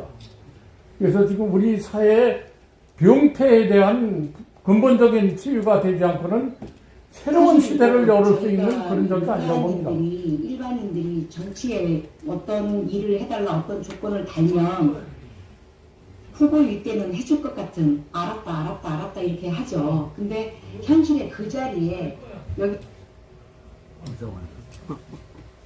예, 짧게 하겠습니다. 예, 지금 가장 초점을 맞춰드리고 싶은 것은 그 우리가 그 2022년도에 예산이 600조가 넘지 않습니까? 그거를 지금 대통령 당선되면은 대통령뿐이 할 수 없는 내용입니다. 긴급 재정명령권에 의해서 예산 600조 넘는 예산권을 동결하고서 아까 말씀하신 복지나 국방이나 이런 거를 우선순위도 갖고 3분의 1 정도면 집행이 가능합니다. 긴급 재정명령권에 의해서 그건 대통령만의 권한이 있는 거죠. 알고 있습니다. 예, 그래서 그 부분을 법 76조이라. 예, 그러니까 그 부분을 좀 더 폭넓게 확인해서 국민들한테 공감대를 이루어주게 하고 지금 현재의 부동산의 가장 근본적인 치유의 목표 기득권자의 향유 내지 독점입니다. 그 내용이 뭐냐면 수도권의 Y시의 시장 같은 사람은 자기 부인을 통해서 아파트 30채를 갖고 있습니다. 그리고 예치시 해서 그런 적이 전부 다 인허가권을 갖고 있는 그 시장 분수들이 전부 다 지금 독점적인 향유에서 부동산에 대한 개혁이 안 되고 있습니다. 그러니까 그런 저기를 혁명적인 결단을 갖지 않고는 국가 개혁을 못합니다. 실행이 따라야죠. 우리 선생님 말씀은 질문 내용은 분명한 것 같습니다. 됐죠? 네. 네. 의원님 답. 선생님 말씀은 제가 잘 들었습니다. 그 무슨 무엇 때문에 말씀하시는지도 제가 이해를 합니다. 우리가 한문이 3가지 뜻이 있습니다. 한문의 3대 요소, 모양과 뜻과 소리죠. 그와 같이 우리 선생님이 하시는 말씀에 그 뜻을 또 소리에 또 그 모양을 이해합니다. 제가 그래서 우리나라의 모든 국가 예산을 완전 분석해가지고 30년 전부터 해왔고 국가 예산이 1년에 풀어나는 23%씩 이렇게 증가해가는 이 이유와 모든 걸 알고 있습니다. 그래서 국가 재정을 어떻게 운용해야 이게 예산이 제대로 되는가. 그래서 국회의원을 100명으로 줄이려고 하는 것이고 국가의 비용을 70%까지 줄일 수 있다. 이걸 이야기하는 거예요. 또 하나는 특징은 돈을 버는 기술이 무궁무진하다. 저는 여러분들의 지능과는 좀 다릅니다. 그래서 생명산업과 양자산업과 또 영성산업으로 대한민국에 쓰지 않는 이 산악지대를 다 우리 돈을 버는 곳으로 만들어서 전혀 걱정이 없는 돈 걱정하고 살지 않는 그런 사회를 자신 있습니다. 그래서 지금 말씀하시는 대로 예산에 대해서는 걱정 안 하셔도 됩니다. 예. 그리고 우리가 시베리아나 몽고로 진출하면서 한민족이 북쪽으로 뻗어나가야지 동서감정으로 자꾸 연루되는데 그래서 전라남도와 경상남도를 전경도로 바꾸고 경상북도와 전라북도를 경전도로 바꿔버리고 충청남북도와 강원도를 충강도로 해버리고 경기도는 서울특별시로 바꿔서 이 반도에는 3개의 도가 남아있고 동서를 화합해버립니다. 그러나 경상도 전라도 말은 앞으로 금지됩니다. 쓰지 못하게. 이렇게 해서 국민들이 동서 화합을 해가지고 북으로 우리는 진출해 나가면서 북한과는 군사적인 충돌도 없으면서 북한 경제를 일으켜주는 이렇게 우리의 진정한 경제 성장의 기술, 독일이 150년 걸린 걸 우리 박정희 대통령이 15년 만에 만들어냈듯이 우리나라는 이런 훌륭한 지도자가 나오면은 90명이 딱 모이면은 세계를 리드할 수 있습니다. 네, 염려하지 마십시오. 감사합니다. 아까 문자 손을 좀 빨간 목소리 하신 빨간 목소리 하신 분, 네 말씀하십시오. 마이크. 예. 마이크. 잠시만. 호남 쪽까지 기다리십시오. 마이크로 좀 전해주세요. 마이크. 왜 마이크를 안 해요? 네. 동영상. 한번 받으시죠. 네네네, 알겠습니다. 이 사람만 갖고. 예, 말씀 잘 들었습니다. 예. 저는 이제 장애 당사자니까요. 예. 우리 허영로 후보님 공약 중에 예. 장애인이 유엔에 발표하면 10분의 1, 10명 중에 한 명이고, 예. 우리 국내도 등록 장애인만 250만 명이 넘는데, 예. 그러니까 장애인들에 대한 단순하게 무슨 지원해주는 그런 차원이 아니고, 장애인들 우리 사회에서 어떻게 구성으로 당당하게 살아갈 수 있는 그런 정책이 혹시 이것인지 이런 말씀해 주셔서 감사합니다. 네, 저는 우리 국민 5천만 명은 잠정적인 장애인입니다. 갑자기 교통사고 나서 어느 날 갑자기 멀쩡한 사람이 불구자가 되어버려요. 그래서 장애인을 보는 눈이 달라져야 됩니다. 그래서 우리 5천만 잠정적인 장애인들, 이분들도 자기가 언제 장애인이 될지 모르기 때문에 장애인에 대해서는 특별한 우리가 돈도 돈이지만 국민배당금을 주고 노인이 되면 220씩 주고 부부 440이 나오니까 장애인들 생활은 지장 없지만 장애인의 보행권이나 또 시설물, 장애인들을 위한 안전 보행권, 장애인들이 구조를 요청할 때는 누구나 옆에서 장애인들을 적시 케어할 수 있도록 이런 국민교육이 절실히 필요하고 또 장애인들의 피난처, 우리 어떤 위험이 발생했을 때는 장애인을 먼저 보호하는 교육이 필요합니다. 그런데 우리 젊은 학생들에게 이런 교육이 아직 잘 돼 있지 않아요. 제가 되면은 아주 선진국 장애복지 전체가 이루어질 겁니다. 그렇게 알고 계시면 될 겁니다. 고맙습니다. 자, 그럼 감사합니다. 이 두 분이 같이 손을 들었어요. 여기 한 분, 여기 한 분인데 각자 30초씩 간단하게 이쪽이 먼저 저쪽으로 그렇게 해주십시오. 자, 후보님 감사합니다. 예. 저는 전통무예를 전담하고 있는 무예신문의 임종상 기자입니다. 예. 네, 우리 후보님께서는 그 전통무예 무한한 애정을 가지시고 있고 예. 그 전통무예 천리까지 입으시면서 예. 전통무예인들의 무예 정신을 일깨우시는 그 마음에 너무 감동을 받았습니다. 예. 또 무예인의 표 450만 명의 표가 많이 갈 겁니다. 네, 그래서 첫째, 우리 450만 명의 무예인들이 연명인데 지금 서울이나 경기도 지역에 무예회관 하나도 없어요. 네. 무예인의 무예정신이 살아야 국가가 사는 입장에서 없는데 앞으로 그런 면에서 정책을 어떻게 하실 건가? 네. 한마디 네. 부탁드리겠습니다. 잘 들었습니다. 잘 들었습니다. 한 분은 무예.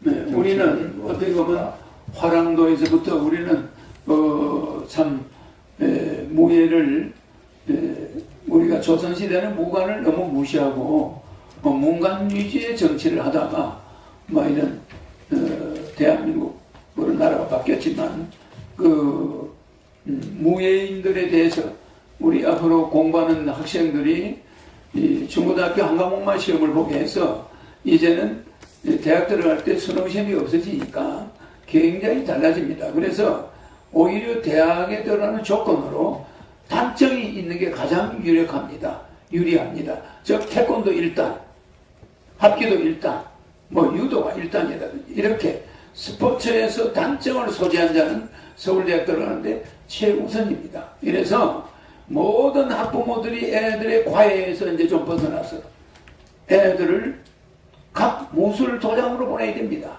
이러다 보면은 무예하는 분들이 지금 생활이 어려워요. 그러나 사무실 임대해가지고 도장 만들어 놓으면은 수많은 대학생, 고등학생들이 단점을 따로 들어갈 겁니다. 그 무예 얼마냐? 무술이 몇 단이냐? 여기에 따라서 치열한 경쟁에서 가산점을 주니까 이렇게 젊은이들이 너무 운동을 안 해가지고 고등학생이 고혈압, 당뇨병 뭐 이런 시대가 왔어요. 그래서 저는 무예인들을 존경합니다. 무예인들이 생활이 나아지려면 무예인들을 찾아오는 학생들이 있어요. 그것서 무예인들의 정신을 가르쳐줘야 우리가 조선시대 때 의병이 달리 의병입니까? 무술을 하던 사람들이에요. 말하자면 뭐 선비들은 다 도망가고 무예인들만 모여가지고 의병을 했습니다. 그래서 우리가 의병을 해서 뭐 우리나라가 그때 구해주기도 했죠. 일본군하고 싸웠는데 이 무예인들을 예우를 반드시 제가 해드리도록 하겠습니다. 대통령이 뭐 무예회관도 서울에다 지어드리겠습니다. 감사합니다. 여러분이 원하는 자리에 지어드리겠습니다. 마지막 한분 더. 저에게 이런 기회를 주셔서 너무 고맙고요. 바쁘신 일정에 서경영 후보님께서 이렇게 참석해 주신데 감사드립니다. 저는 우리나라 전통 문화인 떡에 대해서 제안을 드리고자 합니다. 떡은 고대 역사적으로 내려오는 우리나라의 음식이며 대소사에 필수적으로 등장하는 음식입니다. 그럼에도 불구하고 지금 우리나라의 떡에 대한 교육 시스템이 전무한 상태예요. 떡 조리과학 고등학교가 있는데 사실 떡 과목만 빠졌습니다. 그래서 이 부분에 대해서 정부에서도 좀 관심을 가지고 이 떡 산업이 세계적인 음식으로 발전할 수 있게끔 좀 도와주실 수 있는 정책을 제가 알겠습니다. 잘 들었습니다. 제가 대통령이 되면은 전 국민에게 생일날 생일 선물을 보내는데 나이가 30살이 넘은 사람은 떡을 보냅니다. 떡을 보내는데 하루에 30만 명의 생일자가 나타납니다. 그들에게 1살짜리든 2살짜리든 100살이든 생일날 생일떡을 대통령이 보내요. 그 안에는 금일봉 10만 원이 들어있고 대통령 생일 축하 카드, 또 그 안에 대통령의 격려 편지가 들어있습니다. 그리고 대통령이 보내는 야전 잠바, 대통령 마크가 찍힌 잠바 노인들이 입을 때 아주 좋은 잠바를 넣어놓고 거기에 생일떡을 넣어줍니다.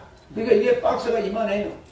이것이 생일날만 딱 되면 집에 배달이 돼요. 그러면 국민들이 이걸 받으면서 독신 가정이 많습니다. 이걸 받을 때 부모 생활을 하게 돼요. 이게 우리 어머니 아버지가 없는데 이렇게 대통령이 생일떡을 보내주는구나. 이러면 이 떡을 어떻게 생산하냐? 각 지역에 떡을 만드는 공장들이 그쪽 지역의 생일떡을 책임지게 되니까 지역의 떡이 굉장히 발전됩니다. 그러니까 뭐 진주는 진주 지역의 떡 공장들이 동원돼서 떡을 만들어야 생일날 보낼 거 아닙니까? 예, 진주 경상남도 지역은 경상남도 떡 공장들이 발전될 거고 전국이 이런 떡 공장들이 발전되게 되어 있습니다. 마침 또 떡을 질문하시네요. 그래서 저는 30살 미만은 생일 케이크를 보내는데 빵 공장들이 이제 발전될 거고 30살 넘은 사람의 생일은 떡을 보내는데 왜? 두고 먹으라고. 두고 좀 그걸 잡수라고 이제 떡을 보내니까 케이크는 그날 다 먹어야 되니까. 이래서 제가 준비한 공약은 아주 섬세합니다. 그래서 대통령이 국민의 생일을 챙겨주지 않는다면 피를 나는 사람이 아니에요.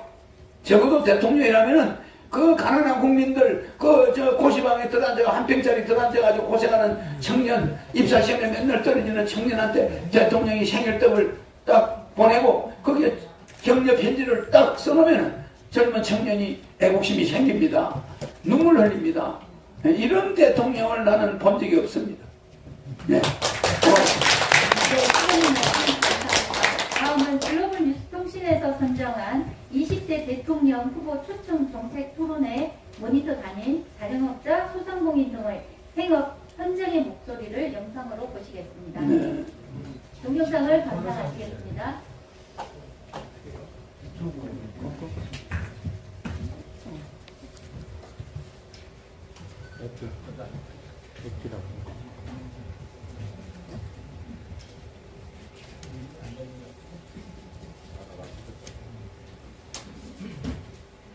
사실 뭐 저희가 이 민간인들이 일반인들이 정치에 어떤 일을 해달라 어떤 조건을 달면 후보일 때는 해줄 것 같은 알았다 이렇게 하죠. 근데 현실에 그 자리에 여기 남자 선생님들 많이 계시는데 다 그 사람이 그 사람이더라고요. 들어가면 다 변해.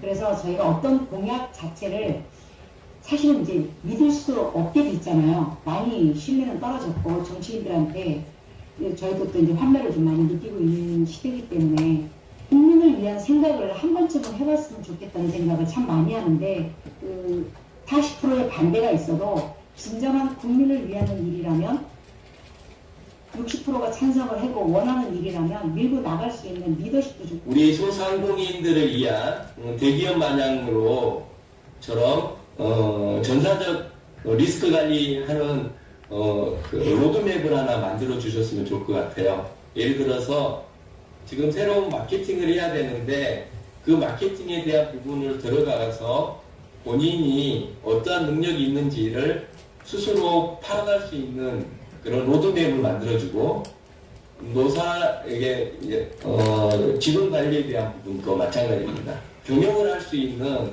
로드맵을 제안을 해줌으로 인해서 실질적 소상공인들이 사업을 해 나갈 수 있도록 하기 위한 특별한 전사적 리스크 관리에 대한 제안을 해드리고 싶습니다. 우리 국민들이 수돗물을 직접 마시는 비율은 OECD 국가들의 평균 51%에 한참 밑도는 5% 수준에 머물고 있는 실정입니다. 수돗물의 품질은 세계적 수준이고 물값도 엄청 낮은 편인데도 불구하고 정작 우리 국민들의 수돗물 직접 음용률은 외국에 비해 10분의 1도 채 안 된다는 것은 매우 심각한 문제라고 할 것입니다. 한 정부에 연락하셔서 대대적으로 수돗물 직접 마시기 캠페인을 전개하도록 독려를 하실 의향이 있으신지를 여쭙고자 합니다. 2030의 젊은 청년들에 의해서 정책과 전략을 많이 해주시면 좋겠고요. 정말 우리 2030이 많이 지금 부동산 그쪽으로도 많이 바라고 있습니다. 정말 우리 대한민국 청년들이 앞으로 잘 살 수 있게 이렇게 해주시는 정책을 많이 마련해 주십시오. 이 저출산 문제를 해결할 수 있는 의지가 있는지가 굉장히 의문스럽더라고요. 그래서 이 못 낳는 사람 30-40%만 이 사람들 확실하게 얘기를 낳으려고 해도 못 낳는 경우니까 이것만 해소해준다 그러면은 굉장히 지금 30만 명대가 40만 명, 50만 명대로 올라갈 수가 있습니다. 그래서 이런 거를 좀 이번 대통령을 출마하는 후보자들한테 이런 방법도 있고 이건 제가 30년 동안 연구해서 결과물을 내는 거거든요. 근데 이거를 국가가 받아들이려고 안 하는 거예요. 그래서 이런 건 좀 제대로 정책으로 좀 반영을 시켜줬으면 하는 바람입니다. 일단. 한국동 협회를 부장을 맡아왔다가 지금 이제 보자 전통 문화 음식이며 실제 모든 어떤 음식에 대해서 그야말로 부분적으로 일부 이렇게 신경을 쓰는 부분이 있지만 전반적으로 통합적으로 신경을 쓰고 발전을 위해서 애쓰고 있지 않습니다. 실제 한국 전통 음식은 김치는 상당히 오래전부터 노력을 해가지고 세계적으로 알려진 걸로 알고 있습니다. 떡도 마찬가지입니다. 실제 외국에서 들어오는 빵은 전 세계적으로 어마어마한 자리를 차지하고 있음에도 불구하고 떡이 오히려 더 우수한 식품이고 건강 먹거리임에도 불구하고 어떻게 보면 투자적으로 갖고 있다 이렇게 판단이 됩니다. 그래서 우리나라의 조류과학고등학교라고 해서 음식 쪽에 전문 고등학교가 몇 개 있습니다. 그런데 가서 보니 실제 뭐 한식, 중식, 일식, 뭐 양식, 하다못해 뭐 제육과 족발까지 있어요. 근데 떡은 없어요. 우리나라에서 제일 크다는 떡조리가 고등학교를 내가 가서 하루 뭐 견학을 하고 왔는데, 제가 알아본 바로는 바둑고등학교, 골프고등학교도 있음에도 불구하고 떡고등학교가 없어요. 그러다 보니까 실제 대학에서는 떡 과목을 취급하는 그 학교가 극히 한두 개 정도밖에 안 되니까 발전될 수가 없습니다. 왜냐하면 교육이 받쳐줘야 생활이 발전이 되는데, 그렇지 못한 부분에서 떡을 포함한 한류 전통 음식에 대한 전문 고등학교와 대학교를 설립을 제안하고자 합니다. 그러므로 그것을 활용해서 한국간 공동 음식 축제나 세계 음식 문화 축제 같은 것을 제도화하면 상당히 우리나라가 세계적인 먹거리의 한 축을 담당하지 않을까. 다음에 말씀드리면서 뭐 여러 후보님 모두에게 이 제안을 드리고자 합니다.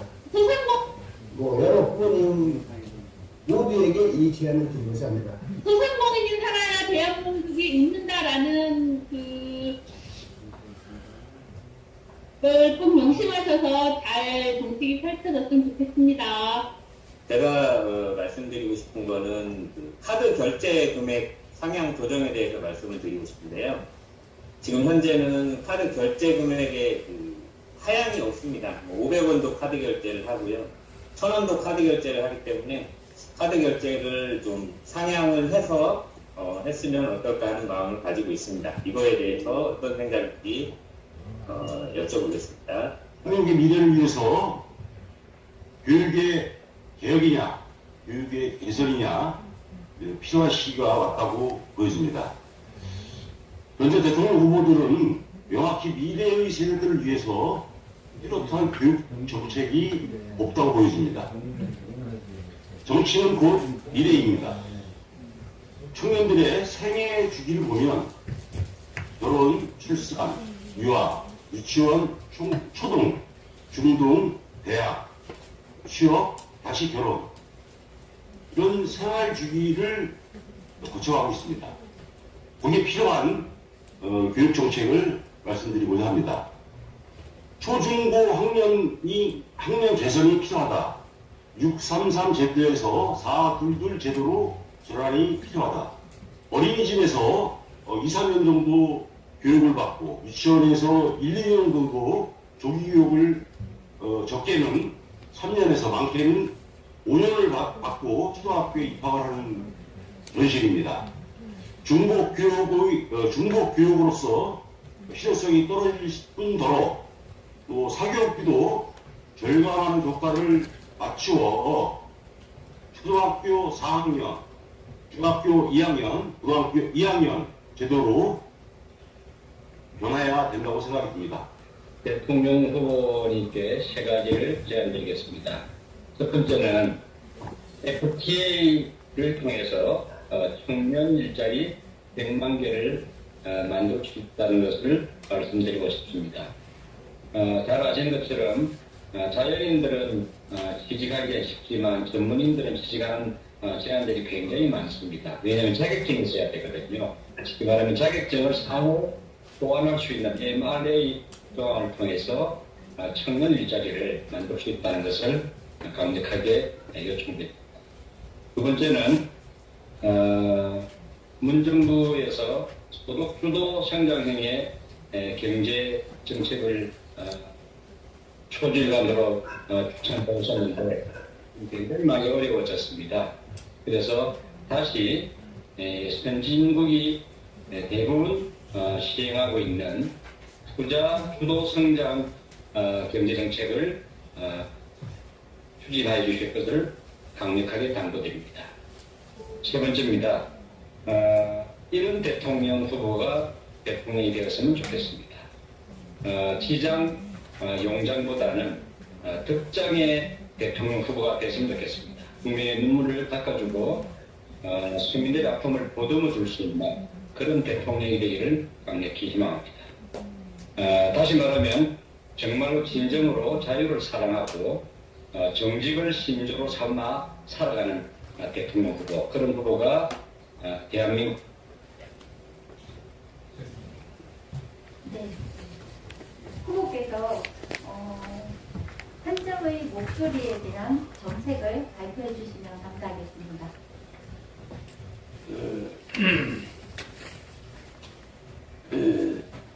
먹거리 산업, 떡에 대해서는 제가 이야기했고, 국가적으로 우리 전통 조상들의 떡이 또 우리 건강에도 좋고, 또 바쁜 현대인들이 또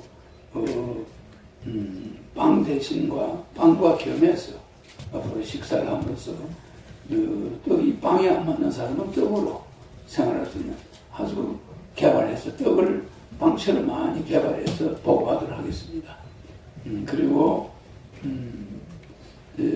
여러 가지 다른 분들의 말씀 전부 다 제가 그 앞에 말한 내용과 일치하니까 나머지는 특별히 설명하더라고.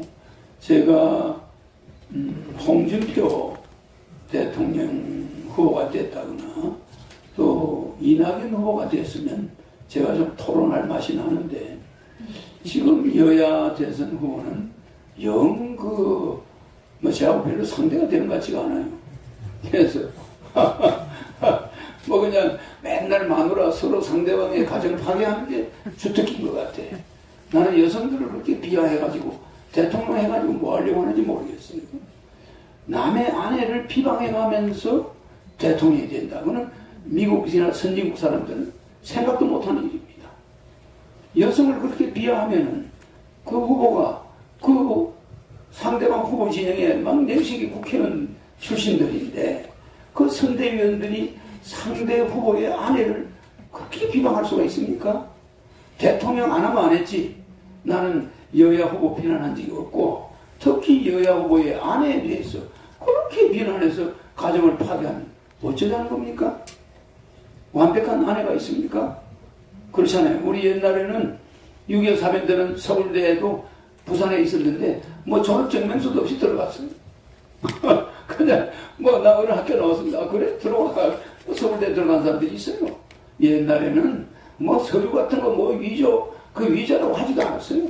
그냥 대충 써서 들어가고 그랬습니다. 그런 걸 가지고 너무 혐의를 지르다 보면서 남의 아내에 대해서 대통령 후보의 아내를 그렇게 능멸할 수가 있습니까? 앞으로 선대위 관계자들, 나는 지금 이재명 후보 아주 좋게 보고 있고, 윤석열 후보 좋게 보는데, 그분들이 정책이 없어요. 내 거 가져간 거, 그거 말고 별로, 그분들하고 토론하면 내가 내보고 토론하는 게 낫지. 그렇잖아요. 그렇지만 윤석열 후보보다는 나는 홍준표 후보가 됐으면 좀 그 사람 말이라 하니까 한번 대화를 해보고 싶었는데, 영 대선이 재미가 없어져 버렸어. 그래서 이낙연 후보, 홍준표 후보 흠결이 없습니다. 근데 지금 오히려 여야 대선 후보는 오리무중이에요. 왜 그런 일이 자꾸 벌어지는지 알 수가 없고, 이제는 무당까지 동원되고, 무속인을 그렇게 무시해도 됩니까? 무속인하고 악수하면 안 돼요? 무속인이 후보를 끌어안으면 안 돼요? 우리는 애초에 샤머니즘, 무속 국가였습니다. 모든 무용이 무속에서 나온 거예요. 모든 문화가 무속에서 발전이 됐는데, 무속인을 대화를 한다고 또 그 부인을 또 거기다 꺼넣고 후보를 비방하고, 나는 여야 후보의 문제점은 그렇게 크게 보지 않아요. 그분이 대통령을 해서 우리나라를 살릴 수 있느냐, 이게 우리가 보고자 하는 거지. 그 사람 부인들, 내가 보기에는요, 윤석열 후보와 이재명 후보가 토론은 잘 못하겠지만 잘한 게 있다면 장갑이 잘한 것 같아.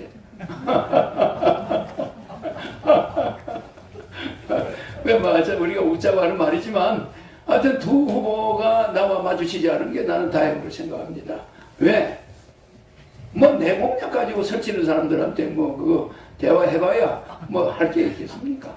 그래서 이번 대선은 그야말로 한심한 선거다.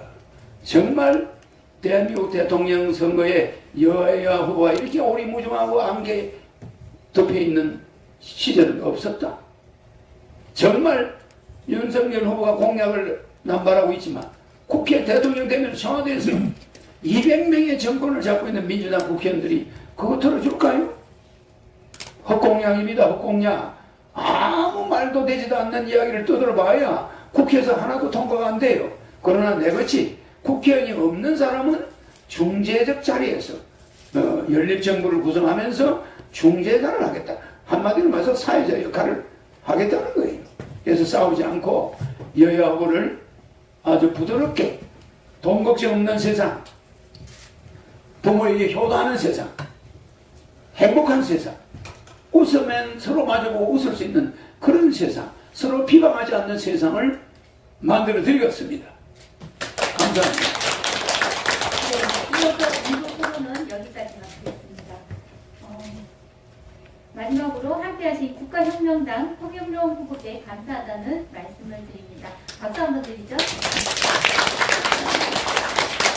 오늘 패널 분들과 방송국에 출석하신 분들 모두 소중한 시간을 내어주셔서 감사드립니다. 이용기 박사님 마지막으로 한 말씀 부탁드립니다. 네, 감사합니다. 귀한 시간 이렇게 내주신 허경영 후보님께 먼저 감사드리고요. 오늘 원만하고 또 의미 있는 그런 토론이 될 수 있도록 귀중한 질문을 해주신 패널 분들께 진심으로 감사드립니다. 플로우에 계신 분들까지도 결정적으로 질문을 해주셨고 그 외에 함께 해주신 분들도 많은 관심을 보여주셔서 정말 감사드리는데요. 시간 관계상 더 많은 질문의 여건을 만들어드리지 못해서 그 점은 죄송합니다. 다 통틀어서 이렇게 아주 멋진 그리고 아름다운 토론의 장을 만들어주시고 또 이번 대선 때 우리 국민들께서 잘 선택할 수 있는 그런 길을 열어주신 권혁중 대표님께 감사드리겠습니다. 제가 박수를 한번 쳐봤습니다. 네, 오늘 행사에 협조해주신 관계자 여러분들과 방청석에 함께하신 모든 분들께 감사드립니다. 오늘 여기까지 하겠습니다.